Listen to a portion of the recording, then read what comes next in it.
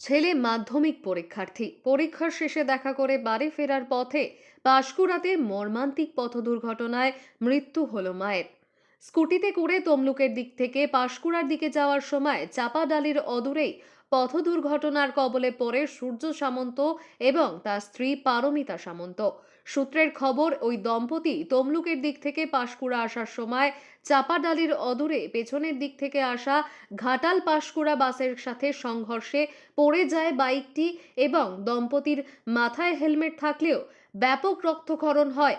এই দুর্ঘটনায় আহত সূর্য সামন্ত এবং তার স্ত্রী পারমিতা সামন্তকে স্থানীয়রা উদ্ধার করে ঘটনাস্থল থেকে নিয়ে আসে।